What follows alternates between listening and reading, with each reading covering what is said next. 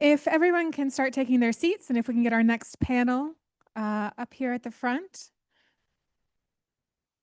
Thank you.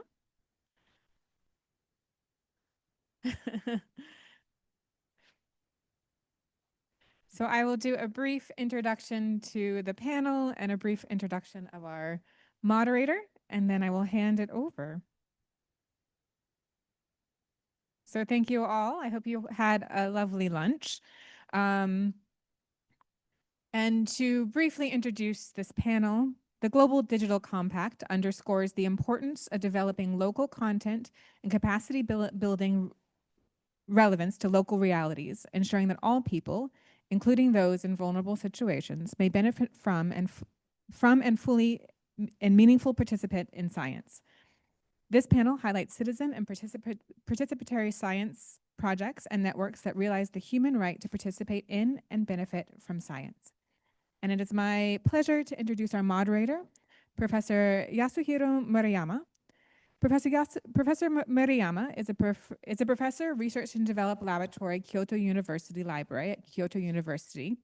He is the executive researcher, he's at the NICT Knowledge Hub, Knowledge Institute of Information and Communications Technology, associate member of Science Council of Japan, co-chair of G7 Open Science Working Group, endorsed by the G7 Ministers meeting in 2016, ISC World Data System Scientific Committee member, a member of the board of directors in charge of information at the Japan Geoscience Union, and a member of council on the Organization of Information on Science and Technology of the National Diet Library in Japan.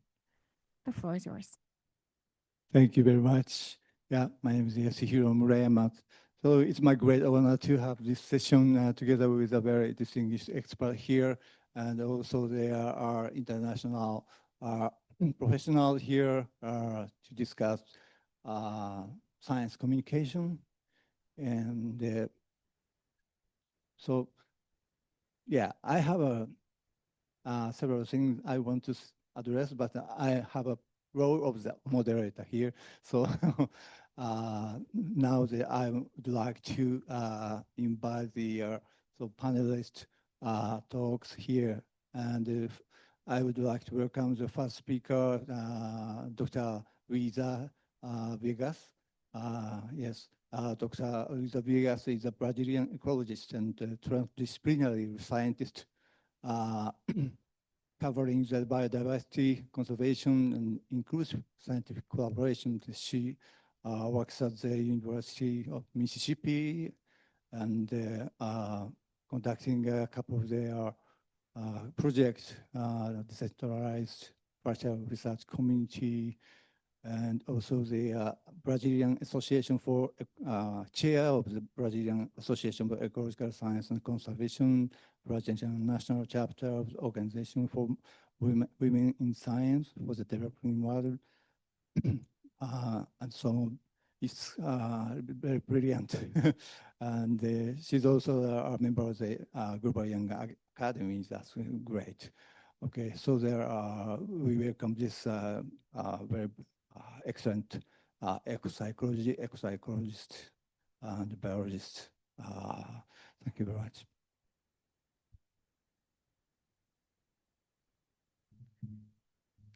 Well, thank you. Thank you for the introduction. It's my pleasure to be here today with you.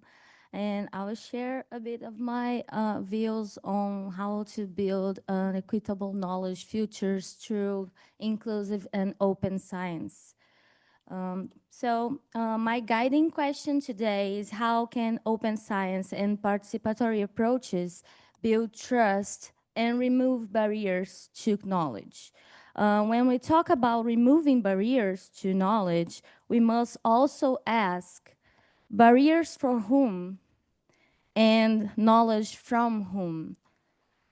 Openness without inclusion risks reinforcing the same inequalities we claim to dismantle. Science alone cannot solve global challenges. We need approaches that build trust and actively remove barriers to knowledge. That's where open science and participation comes in. So global challenges and open knowledge are a wicked problem. The colonial legacies and unequal infrastructures still shape who produces, accesses, and benefits from this knowledge. Wicked problems are not just environmental or technical, they are epistemic. Solving them demands opening science to diverse perspectives and confronting the colonial legacies that still define what counts as valid knowledge. To address these global challenges, we must first acknowledge that knowledge has been historically unevenly produced and distributed.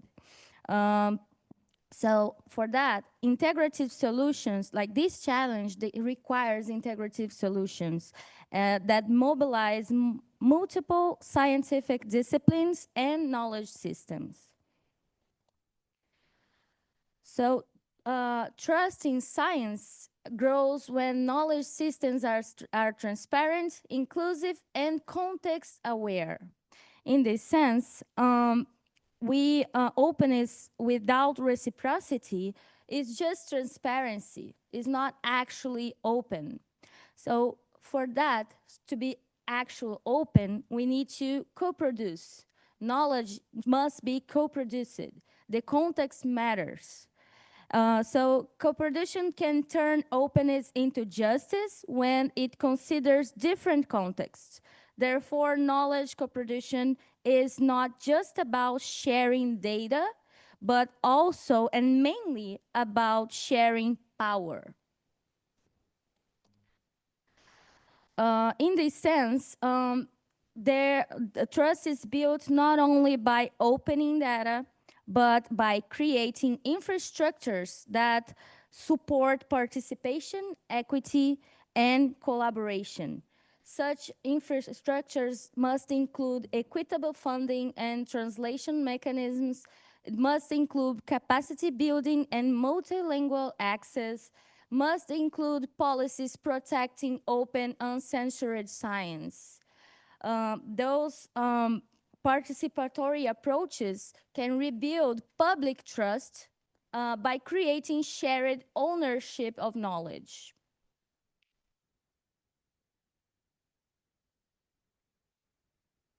For that, we need to dialogue, and this dialogue must be not only between scientists. We need to dialogue between academic, indigenous, citizen knowledge to foster resilience and to promote public trust. Those dialogues, when we have like different knowledge systems engaging in dialogue, science becomes more relevant, robust, and just. So those pictures are are from a project that I lead in Brazil, which we call Sowing Science, where we visit traditional communities, traditional indigenous and quilombola communities, so we can co-create solutions for global challenges, focusing on the challenges they face in that specific community.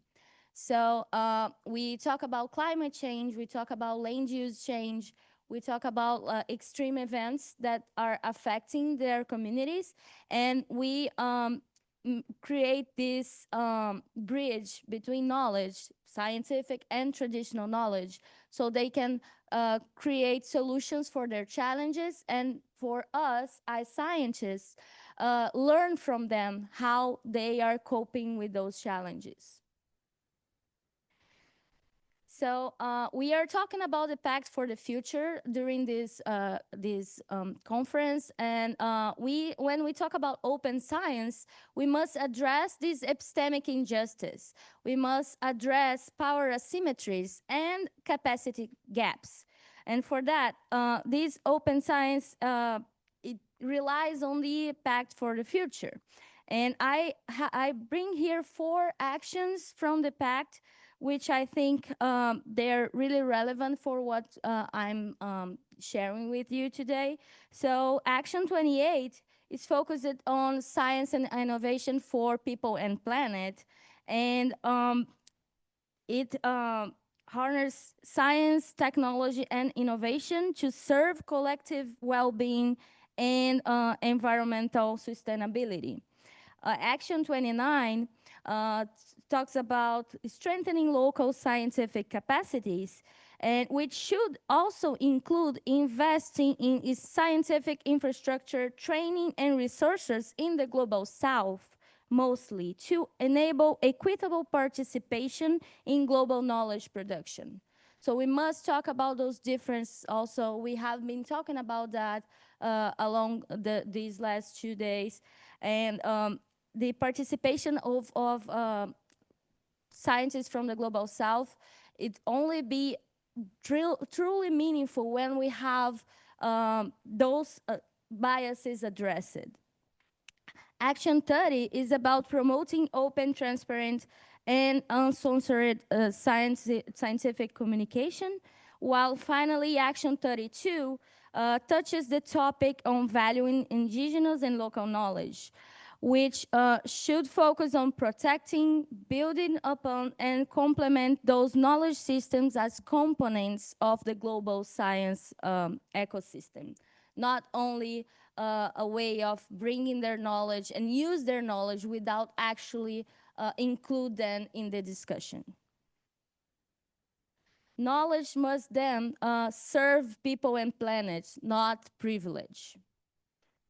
For that, the future we want, considering open science and as a social pact, it must address colonial and structural barriers to knowledge. It must also strengthen local and regional scientific infrastructures. It must also protect scientific freedom and open access to information, which we are seeing the last couple of years, how it can be harmed by different organizations, different governments, and different way of thinking. We need to value and protect scientific freedom. We also need to value indigenous, traditional, and local knowledge as co-equal, not as in a hierarchical way. They are different systems of knowledge, but they are equally important and valuable. We must also promote gender equity and inclusive leadership in science.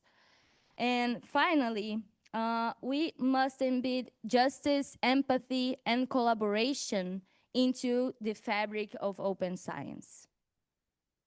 So thank you for listening to me. I'm open to questions later. Thank you very much. Okay, would you like to step to the next speaker, Dr. Karen Soacha. Soacha is the right pronunciation? Yes. Dr. Karen Soacha is the co-chair of the executive management group of the Iberoamerican Network of Participatory Science. Also, she's a researcher and in Barcelona at the Institute of Marine Science in the Universitat Oberta de Catalunya. She's carrying out various student science related activities and projects. They are involved in the project under the budget for Horizon Europe. So now she is working on this conceptualization of pan-Europe citizen science infrastructure that is really attractive project. So we would like to expect her brilliant talk here about open student science, open science, data governance infrastructure. Yeah, please go up. Hello, everyone. Thank you again for the organizers for inviting me to be part of the panel, the participants online and the participants here that are attending this conference, especially after the launch. And I'm going to talk about citizen science infrastructures. And I'm going to share a our progress in terms of research from 3 hats. My first hat is as part of the MINCA Citizen Observatory, a citizen science platform managed by the ENVIMOS Research Group in the Institute of Marine Science in Barcelona. My second hat is as a researcher of a collaborative ongoing effort for conceptualizing the pan-European citizen science infrastructure, RICAP concept. And the last but not less important, as a co-chair of the Iberoamerican Participatory Science Network, a network that we are mainly focused in Latin America and the Caribbean. Citizen science has been building something powerful. And I'm going to try to share something that we have been talking these days during the conference. We are collecting data at massive scales. We are producing knowledge from different kind of communities. We are making visible local realities. And for doing that, we have been the infrastructures that are nowadays connecting science, that are connecting society, and that are connecting policy. But despite the fact of these efforts by the citizen science community, we remain seen as a temporary projects. Some research are showing how citizen science data are actively contributing and potentially contributing to monitoring all the sustainable development goals, mainly in the life on land on marine biodiversity. Within the RICAP network, we expanded the research, visualizing how participatory science initiative in Latin America and the Caribbean has been contributing to the SDGs. But one of our main findings, and one of the most important ones, is visualizing that the initiatives contributing this data, this knowledge, is coming from communities that usually are not visualized: indigenous communities, rural women. And as well as the global landscape in Latin America, also we are contributing mainly with biodiversity and environmental data, connected with the global trend that is nowadays more than 50% of the biodiversity records available in the Global Biodiversity Information Facility is coming from citizen science data. But not just in biodiversity. We are contributing actively in other areas like public health. What you're seeing right now is the Global Mosquito Alert Project, a project contributing observations about the mosquitoes and connected to disease like the Zika and the malaria across the world, that nowadays has information or records, 3,000 records all over the world. But citizen science infrastructure are not just tools, not just a matter of platforms or websites. They are ecosystems that are holding responsibilities, data over the time, and especially building relationships. Within the infrastructures, we have been researching to identify at least 9 categories of this, that depending on the purpose and the service that they provide to the citizen science community. I'm going to focus today in the on-site data collection platforms that we call citizen observatories. Citizen observatories right now are acting as research infrastructure. They are supporting the data collection, the creation of communities online, and the governance to connect the communities and the policy and institutions to really create actions in the territories. In practical terms, when we think in citizen observatory, we think in websites and mobile apps. Essentially, right now, we said, well, at the end, it's a website, a mobile app that any of us can use right now and just share data about biodiversity and environmental variables. But the truth is, behind any of these, there is an interdisciplinary team holding that. This is the case of MINCA, Citizen Observatory, the group that I am part of, where science communicators, data curators, experts in policy, governance, ethics, and of course, developers are making real this Citizen Observatory. But the most important one for us is the community behind that.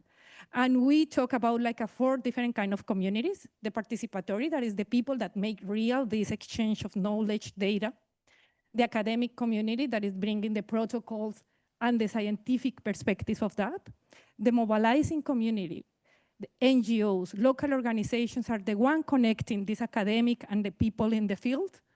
And at the end, we cannot really connect and get impact in the decision-making if we don't involve government and local agencies. This is the 4 communities that we work with within citizen observatories. And this is possible thanks that the citizen observatories are really providing technical and social functions. Technical functions in terms of mobilizing data, interoperability, protocols, and standards. But as well as an important of this is the social, moderating communities, providing training, and keeping motivation for engagement of the community in the long term. We talk nowadays about mainly two citizen observatories, one that are tailored, platforms that are dedicated to certain kind of initiatives, and one that are open. Open citizen observatories on open infrastructure provide free access to many communities to share their information. Just to take a look of that, this is a very short list of the main citizen observatories in the world, in the field of environmental and biodiversity. It's a very short list. We estimate that can be more than 300 platforms out there providing this kind of free services. Nowadays, they host 100,000 of initiatives at the local, regional, and global scales. We can see right now that just iNatural is hosting 180,000 projects that can, among them, host billions of data of communities across the world. Who is managing these platforms? Who is hosting these platforms? Those platforms are hosted mainly by universities, research, public institutions, but also private fundings. For instance, iNatural is one of the biggest ones, is funded by National Geographic. But we cannot forget that those are part of the landscape. But the truth is also there are many citizen observatories hosted by citizens and communities. This is just one example. Aire Ciudadano is an initiative in Colombia providing do-it-yourself sensors and web platform for monitoring air quality. And this is completely funded, hosted, and run by citizens. And like this, there are many others out there. We really don't understand, and we don't have enough information and research about the operational models, the data governance, and the strategies for long-term sustainability of all these initiatives. There is a lot of work to do. From our research group, we are working in providing resources on that field. There are some guides related to how to co-design services from these citizen observatories with the users, a proposal of guiding principles for citizen observatories, and we are working in data governance models, understanding how these platforms also hold positions related to the management of data. We cannot forget that they are collecting, managing, and exchanging billions of data of the participants across the world, and they have responsibility for that. The phases that citizen observatories are having nowadays are not just technical. It's true. We are facing important challenges of artificial intelligence, ethical and interoperability. But the most important ones are structural and political. We have challenges in terms of legitimacy, visibility, sustainable funding, and data sovereignty. And in this case, citizen observatories need to remain resilient. Nowadays, many systems, unofficial system, doesn't recognize citizen science data as a valid source of information. And apart from that, in some cases where are recognized as a valid source of information, we have the issues of the political challenges. This is a screenshot of the first initiative that I was showing you, Global Mosquito Alert. This is a screenshot from this week. Just the initiative saying, sorry, we are shut down partially because of the federal decision. And this is the kind of thing that all of us we are facing. That's why we need to remain resilient. Citizen observatories, citizen science infrastructures, as well as the other infrastructure that we have been talking these days here, are essential for really building science and require action, immediate action to ensure long-term sustainability. Thank you so much.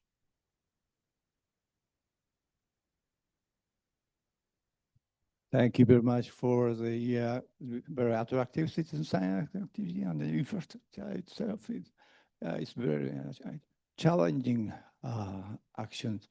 Okay, I would like to welcome the third panelist talk,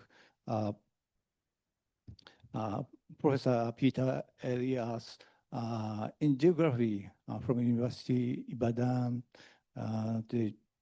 He is the co-director of the Center for Housing and Sustainable Development, and he serves as a co-chair of the Co-Data World Data System Task Group on citizen science data for SDGs, and Western African Coordinator, Citizen Science African Association. He's covering very exciting projects. So that he's getting the funding from the Wellcome Trust and the Mastercard Foundation, Bill and Melinda Gates Foundation, etc. That he made a great step toward here. Yeah. So I would like to welcome his talk here now.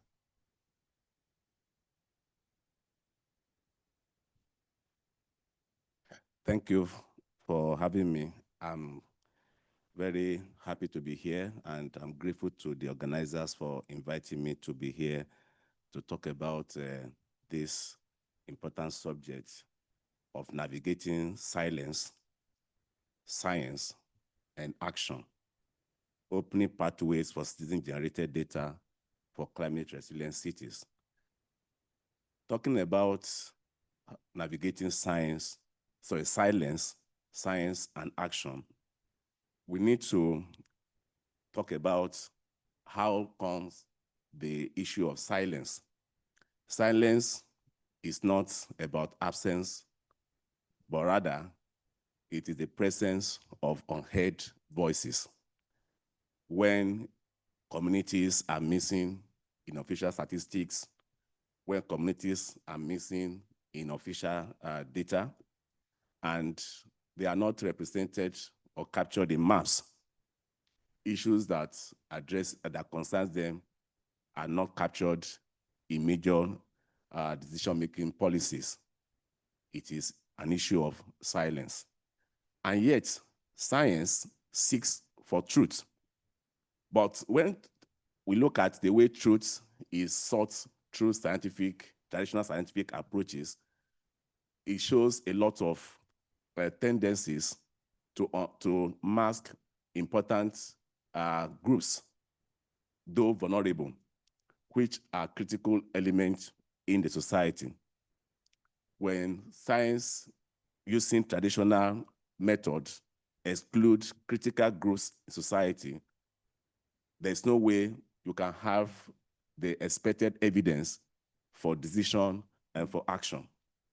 Hence, the need to open science beyond the traditional frontiers to embed other non-traditional approaches. That is the only way action can lead to justice, action can lead to equity, action can produce inclusion. This is the role citizen-generated data is producing, especially in terms of addressing one of the major challenges facing humanity today, which is climate change. To build climate-resilient cities, we need citizen-generated data. And since 1996, I have been involved in emphasizing local knowledge, local priorities, and local practices, which I want to share part of it with you. Why is citizen-generated data important, and why do they matter? When you look at how traditional knowledge generation is conducted, it eliminates the voices of vulnerable groups. It masks communities that suffer much from the challenge of climate and other global issues. But using citizen science as citizen-generated data, it encourages engagement with people who are impacted mostly by the problem facing society. And given the growth in technology with so many sources of non-traditional scientific data, it becomes a lot easier for data exchange to happen through social media platforms, community data collection systems, as have been mentioned by the previous speaker. And that enables the process of self-definition and self-identification. Communities see themselves in the data because the data represents what matters to them, not what scientists want to talk about. So data is not just about them, but data emanate from them based on their lived experiences. And through that, knowledge generated from citizen science can complement what we have in official statistics. Indeed, it's not just that citizen-generated data can complement, but it can also be a verifiable source of data for informed policy and decision-making. And ultimately, it will lead to shared prosperity and social inclusion. We need to look at some of the principles undergirding the process of citizen-generated data, which are also fitly described in the principles of open science. One of the principles that guides citizen-generated data is openness and accessibility. The process of citizen science allows for inclusion, allows for participation, and it also ensures that data generation process is totally independent. The community researchers are able to do science based on what matters to them, not what the funders or the donors want to prioritize. And thereby, it leads to data sovereignty, because the data emanating from them can be owned by them, and they can use the data in the manner that they want to use, either in terms of sharing of the data or in terms of engaging authorities to, for advocacy or to design what matters to them. And of course, it also builds on proper ethics and safety guidelines, which ensures data security, protection, and makes the data more relevant. In a few minutes I have left, I want to share with us some initiatives that have been carried out by citizen science to reflect how they are contributing to building resilient communities and cities, and also their contribution to the SDGs, which are the communities that the group that I co-chair, we have been championing. In terms of promoting climate resilient cities and communities, citizen-generated data help to disaggregate data at the community level, making sure that people at the community, issues at the communities, and priorities at the communities are brought to the bear, unlike when data is aggregated either at the national or global level. When things are seen at the level of the community, it becomes easy to design solutions that are place-specific and the people targeted. Not only that, through citizen-generated data, the process enables capacity building, not just on data collection, but also data analysis, putting the data, like we're talking about science communication, in a way that the community can relate to it, using visuals, using other forms of analysis, so that the data and the output from the process can truly be well communicated to the community and addressing what matters to them. This is another project that emphasizes the role of green infrastructure for health promotion in informal urban neighborhoods. The focus of this research brings to the fore the important role of green infrastructure in building resilient communities. And these resources are within the communities. And when communities are able to explore them and they see the value they bring in terms of mitigating climate change, it becomes very useful in building their resilience against issues of climate change. On the right-hand side is a project, a youth-driven citizen science project called Plasticon, where youths are using geospatial technology and mapping to improve the way the plastic waste collection ecosystem can be improved upon for data collection, for action, and for decision making. The third project is funded by Bill and Melinda Gates Foundation, and it is a project called DiaMaps Data Ecosystem, where the emphasis is on using integrated approaches to map deprivation based on participatory methods and citizen science.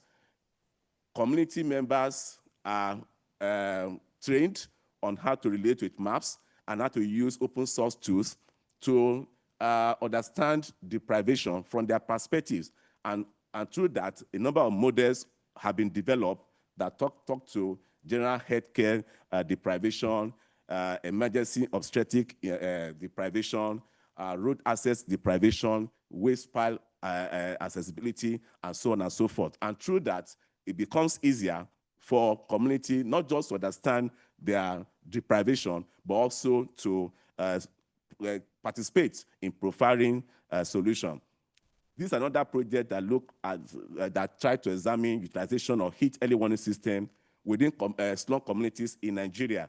Again, a citizen science approach to understand the level of understanding of communities in the use of weather data to understand heat waves and the impact of heat waves on health and what should be their responses. And through this, it helps to increase their knowledge, their awareness, and their preparedness to respond to issues of climate change. The youth-led project I showed earlier on was part of an initiative that was presented at the SDG Solution Space, which is a youth project at the University of Geneva that encourages young people to relate to the environment, to map the environment, and bring in digital technology to address the issues of climate change and health. And all of these are youth-driven citizen science projects, community citizen science projects that can help to build the resilience of cities in the era of climate change. Citizen-generated data are not only to provide solutions, but they're also critical for providing the missing data for tracking and monitoring of SDGs. Here on this slide, I've listed a few projects across Africa that are contributing data to various SDGs, from SDG 11 to 6 to 13 to 5 and 15. And it shows how far their impact they are making in terms of supporting, providing data to help in monitoring SDGs. And I've also provided a list of articles that address some of these issues. Thank you for listening.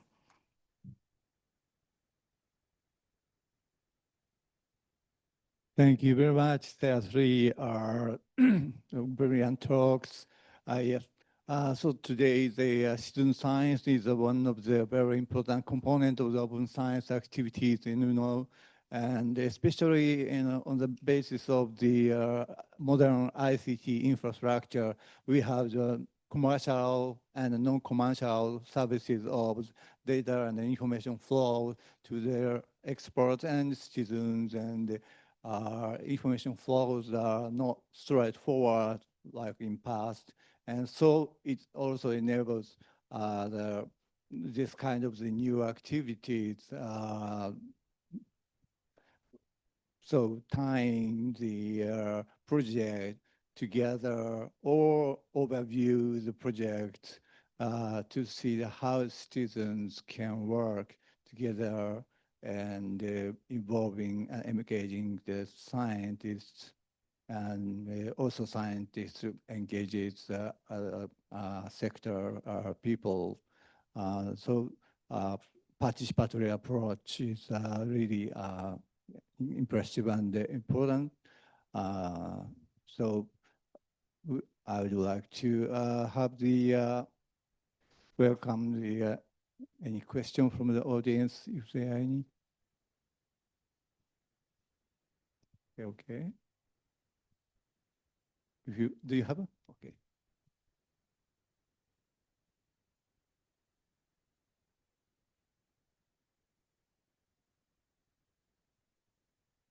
Constance already asked a question today, so I was going to. So it's a question mainly directed at Karen, and it was really helpful to have that explanation of citizen observatories and their function. And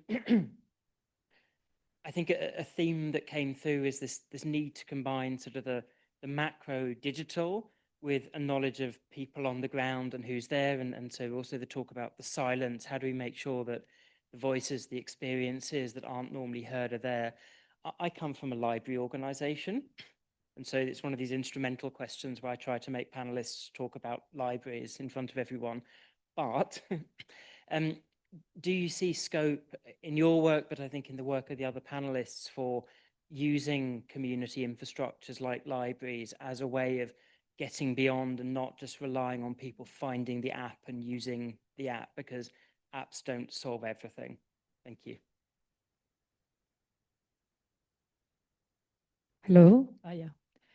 Thank you so much for bringing that question and invitation to the table. I think so, because libraries indeed, I think, is one of the strategic alliance for citizen science community. And there is many initiative, and I know most of them has been leading in US, but is replicating in Europe and also in South America, where the libraries are really the mobilizing community of citizen science.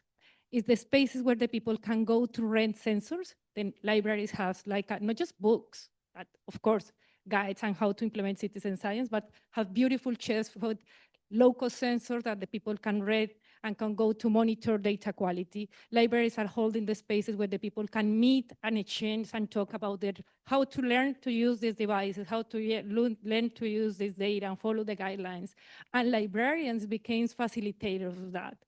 There is a strategy, indeed, about the involvement of libraries in citizen science, and definitely I think the infrastructures of libraries are fundamental on the implementation of citizen science in different, like in the local communities.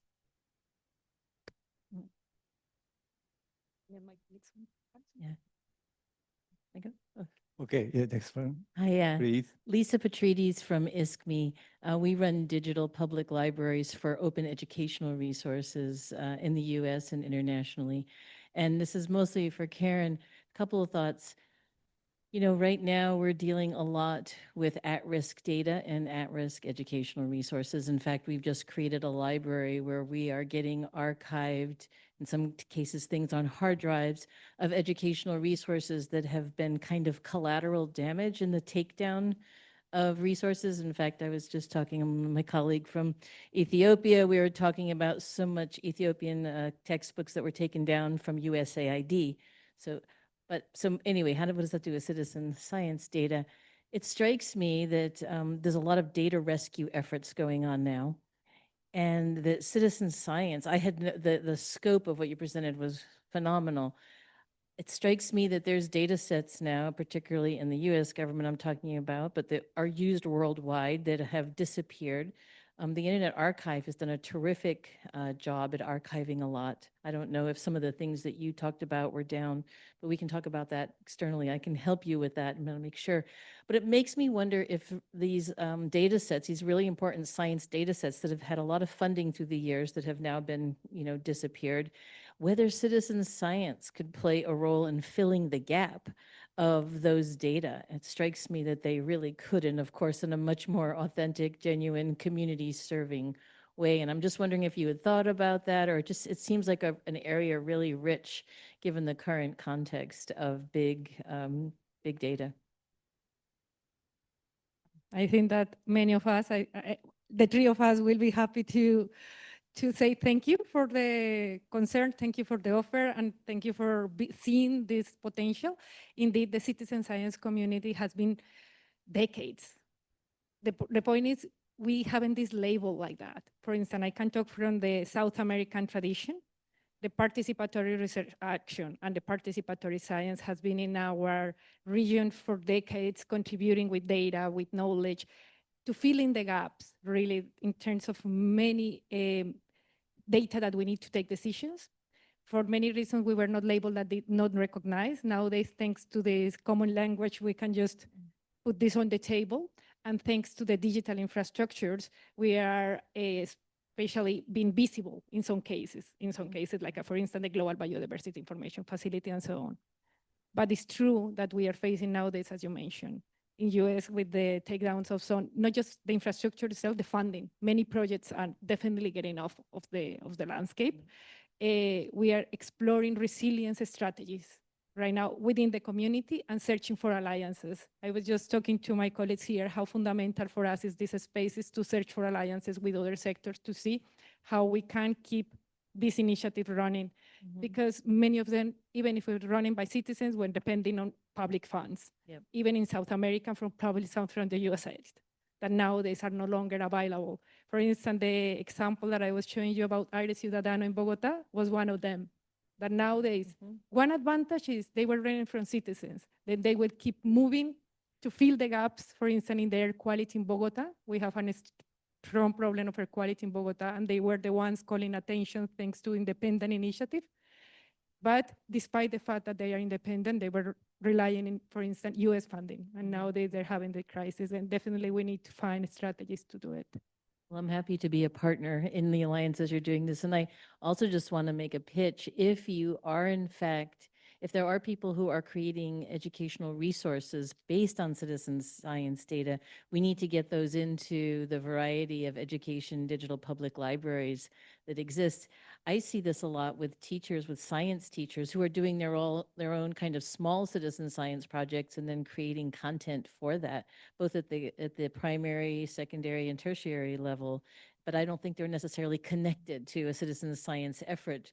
But it seems like there's a great opportunity to really be connecting. And since I'm here doing all the connecting between open education and open access, I'm just very excited to hear what you're doing. So we can Me touch too. base after. Just one small comment, me too, and thank you so much. I am a promoter within this initiative to publish the documentation in the Open Educational Resources website, but definitely there is not a joint effort. And as you said, this is needed. It will be a great initiative. Great. Let's do it. So okay, maybe I can say one or two things. So the critical importance of citizen science has been well underlined from a lot of things that have been happening for decades. One of the things that we did in the Code Data Task Group on citizen science was to map, for example, the landscape of citizen science across Africa. And currently we're doing for other regions, Latin America, Asia, Africa, and the rest. And one of the things that is very instructive is the fact that most of these projects, at the end of the funding cycle, they go, they go down. Yeah. So sustainability, as you said, is very, very, very key. And one of the ways to do that is this citizen science infrastructure. For example, even if you collect this data through citizen science approaches, you need to archive them. So we need access to open repository. So for those who are partnering with us, one of the things we tell them is that we should build the capacity of community researchers, youth researchers, students, citizen scientists, to be able to use openly sourced tools, and also to also create an enabling environment for them to access repository where such things can be archived. There are a lot of things going on in Africa on monitoring air quality by youths, and they are using apps, these low-cost sensors to monitor air quality across cities, which are becoming useful for decision makers and policy makers to take actions in addressing air pollution. So I think the issue of infrastructure is key, and as many organizations in the global north that can support establishing infrastructure to be able to archive those data. The people are there, the youths are there. We had a conference last year in Africa, and the number of young youth-driven initiatives were demonstrated. So they are there, but the infrastructure is the key aspect, which will help to strengthen the sustainability of some of these initiatives. Thank you. Thank you very much. Also, Luisa, if you have any comment on the situation of the multilingual the data set or the and the preservation of the data in that kind of the inhomogeneous communities, if you have any comment. Yeah, actually in Brazil, this is one of the discussions we are having right now, how to actually preserve the knowledge. One of the things we have been working close to the communities in that project I mentioned, so in science, we have been working close to like schools within the communities because the knowledge is being lost over generations because of globalization, because people start to introduce um, um, information and culturally not like things that are not from their culture into their culture, and they like the younger people, they are losing the traditional knowledge. So one of the things we are working with the schools within those communities is to how to implement how to bring their knowledge, their traditional knowledge, into the classroom so they can learn from the teachers. They can learn like math and biology and whatever, but from their own perspective, from their based on their local knowledge. And this is one of the things we are doing. But in overall, there are some movements to protect that knowledge and to like keep that over generations.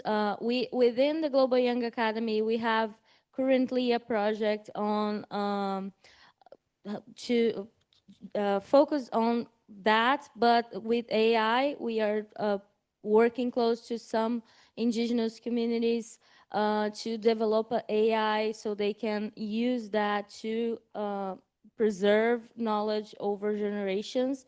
Is still like in these early stages, but the main thing with that project is that we are just sharing with the indigenous communities, and they are thinking how they want that, what they want from that, what are the knowledge that they think it's important to be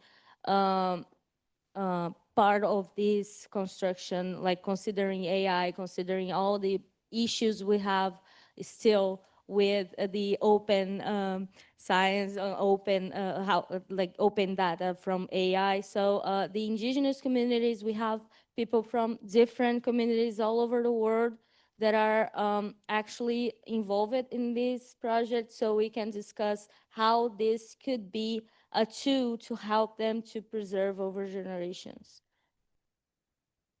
Thank you very much. Yes, even for citizen science and scientific data is a public good. So yeah, we have to think about that more seriously.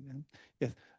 So last question, please. Okay, thank you so much. I'm Mitsunobu Kano, a faculty member of the university and also an alumnus of the GYA.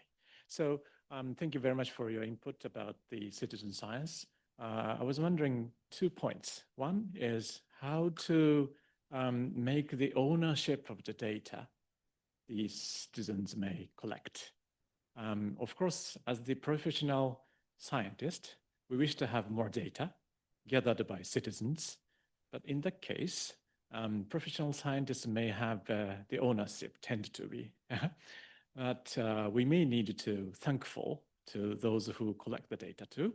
So if you have any good idea to make it possible, then please share us. The second point is about the education. I'm recently also in charge of the elementary education schools. Therefore, I'm wondering how we can nurture the originality of the talent. And in that case, if we ask the students to collect the data through the professional scientists' way of thinking, then we just ask them to collect the data. but not maybe nurturing the originality of them. So how would it be able to nurture the originality of the people, but still asking them to collect the data and becoming a part of this kind of citizen science? So these two questions, if you could have any good answers, I may be happy. Thanks. Okay. Anybody could have comments? Yeah, I'm so happy, Peter, you want, I'm happy to talk about the data ownership. I don't know if you want to talk about the. Okay, I thought I wanted to speak on the ownership too. Okay, so thank you for that important concern. One of the things that must be emphasized is the sharing of every aspect of the project, from co-design, co-production, and governance. Because we are bringing different individuals or groups into the research process, they come with different interests and expectations. So just like the researcher, academic researcher, is concerned about publication, the communities, the citizens also have their own expectations. In low resource data communities and cities, those community people are not represented in official statistics, and they need to make their case to the government with evidence. So when they are involved in the project, they also use that data to, in their own way, to engage government in form of advocacy or agency, to make them see what are their concerns, what are their issues, what are their priorities. And so the data also, the part that they want, which is what we have been doing. For example, in my own city where I came from, in the past, the government was not even engaging the community when it comes to some decisions, some action and all that. But by the time the community were empowered to collect their own data, they were able to engage the government with evidence, which helped the government to take decisions to improve their living conditions. So I think once that mechanism is built into the process, everybody sees what part of the data to use for its own benefit, whether you're academia or your community or whoever. So the construction of the creation of that partnership in the process that will help in defining the ownership. And of course, it should be democratic. So even though sometimes the academic researcher facilitates, but it should not be an extractive kind of relationship. I think it should be mutually agreed upon in terms of the benefit and the risk of the data collection. Yeah. Thank you so much for the question. Sorry, I get excited because if you remember, I talk in data ethics, and it's kind of my data ownership is one of our big discussions. And I would like to hear also Luisa, maybe later, about the data ownership in the context of indigenous community, that I think is one of the main discussions. In technical terms, just like a very pragmatical implementation that what we do in citizen observatories, for us, it's very important to provide to the users, any citizen, student, or professor that use our platforms with license. Nowadays, we use Creative Commons license. Essentially, is maybe one of the most used licenses within the citizen science community. Then when you or your students or any person upload data in many of our citizen observatories, they choose a license that decide how are they sharing the data. For instance, we recommend nowadays a lot to use CC BY, that is essentially the observation that you are sharing need to be cited and need to be recognized. Also the photo, because most of the data that is coming is with a photo. In fact, this has a technical challenge. And this is what is written. The data should be cited by the scientists when they are using it. But citing 1,000 observation and 1,000 users is a paper most of the time is we are calling just a little bit. There are researchers using billions of data.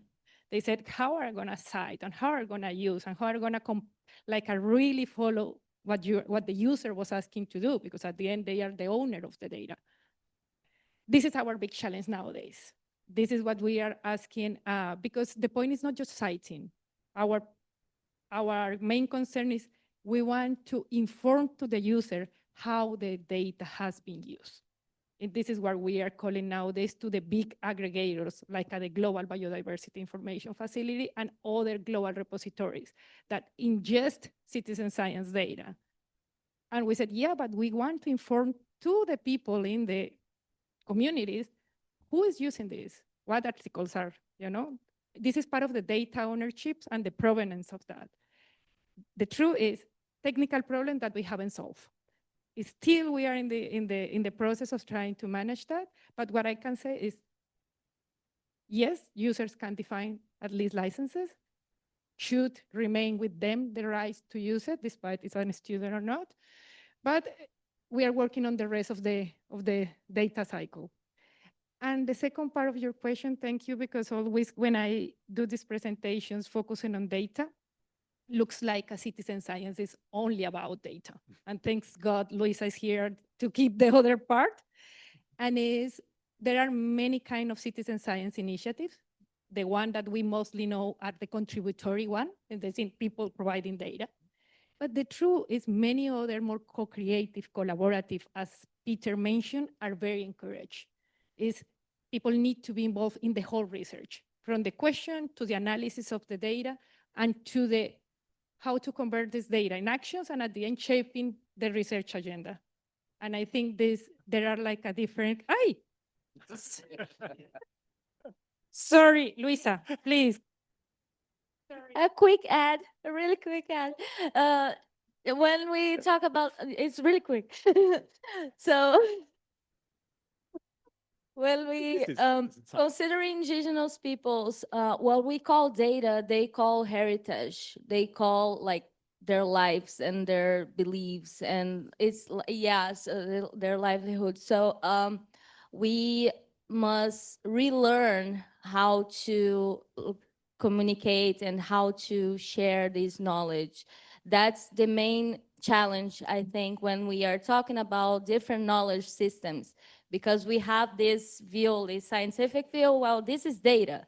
And then you arrive at the community and it says, no, this is my family, this is my life. So it's not exactly the same thing. And one thing that when we co-create and we share this knowledge is to think what they think is about the benefit for the environment, for their livelihoods. And so sharing knowledge and sharing data is not about who owns that data, but what we will do with that knowledge and how this knowledge will help to improve their livelihoods, to improve their communities and the environment where they live. Because this environment that for us is like a forest, nice forest, for them is more than that.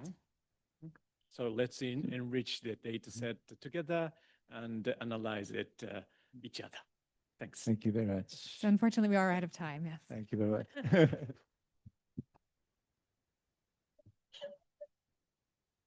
Thank you very much. Thank you so much for that discussion.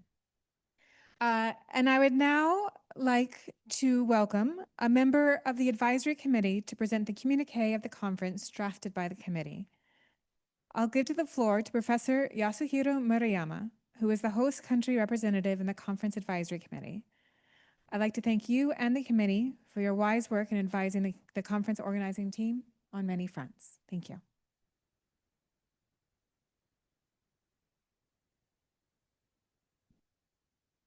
Okay. So this is the announcement, Thanos. Yes. Okay. After a very rich discussion with the panel here, I would like to provide the announcement for you all here and the remote participants. but we advisory committee to this conference have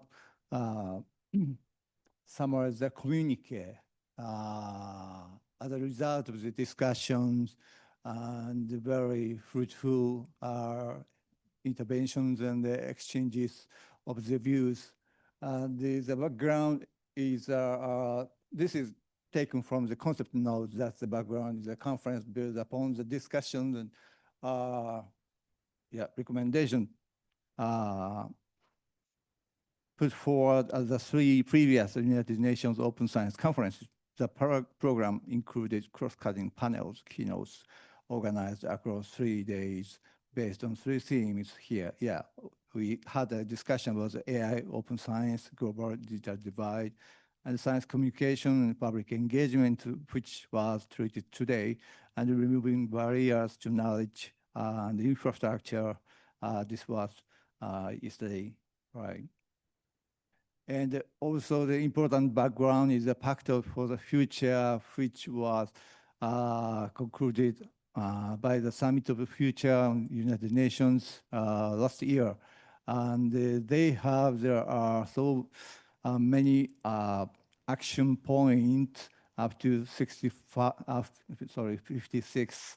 And this conference focus on so it's a bit of science, technology, and innovation and digital cooperation, action 28 to 33. I'm not speak into the details about this Pact of the Future science technology issues, but this conference is based on the discussions of those actions. And and as a result of our discussion together with those backgrounds, then we advisory committee, and I'm a member of the advisory committee, Japanese member here, we would like to announce we made agreed on this communique on open science as a catalyst for the Pact for the Future. And the contents, unfortunately, we don't have enough time to explain the details of each section, but you can see that in the introduction, the background, and the science as a human right and the public good. This is a very important principle, as you know. Yeah. And also harnessing open science to advance Pact for the Future. So our discussion will be, hopefully useful, helpful for the more discussion about the Pact for the Future and the next steps in the United Nations, including acceleration for SDGs implementation. It is on the way now, and bridging the digital divide, closing the digital divide. And also, it is important to see the strengthen multilateral cooperation and ensuring intergeneration equity. We need to be concerned with the time frame beyond the generation. That is also very important for the science, as you recognize. And so priority actions for considerations there has 4 items here. The first one is to accelerate the implementation of the existing commitment towards the SDGs. Yeah. And also, number 2 is to invest in and sustain non-commercial and community-owned open science infrastructures. That is also a really important gist of our discussion about how we sustainably preserve data and the data stewardship for a long term. Yeah. And number 3 is promoting bibliodiversity. I'm sorry, bibliodiversity and the multilingualism. That's this community is getting so various kind of the countries, various kind of regions, And that means various kind of languages.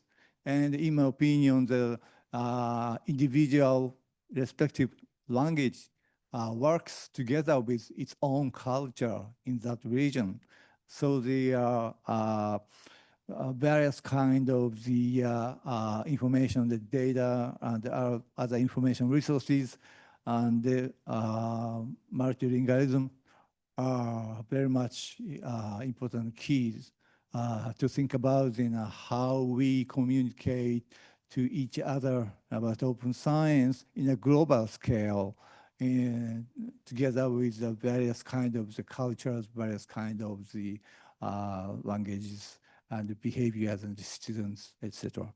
And number 4, advancing equitable international collaboration in open science. So yes, following those discussions that in open science, the international activities are really the core for us, as you know, then how to target the global formation of the concept and the culture change and the infrastructure and societal impact from this kind of the discussions and the individual project activities, funding, and the governmental actions and the citizens' actions. Yeah, those are the contents we agreed from the advisory committee. And these full text will be uploaded soon after the this conference. You can find the PDF file or some on the web page. Please find that for your further consideration. Thank you very much.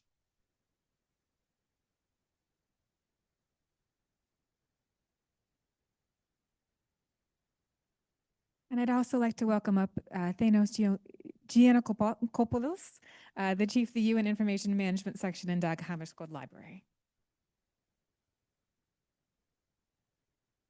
Just a quick note to offer my heartfelt thanks on behalf of the conference organizing team, myself, my colleague Meg Zwata, our colleagues from UNESCO and our colleagues from DESA. We are very grateful to the consultation and the guidance from the advisory committee, and we will make sure that the communique is uploaded on the UN Dag Hammarskjöld Library conference website, and will be available in the official language of the United Nations. It's 3.5 pages of breadth and depth on all aspects of the discussions on open science that have been undertaken here in the 3 days, but brings also a little bit the knowledge from the previous considerations. So our thanks again to the advisory committee.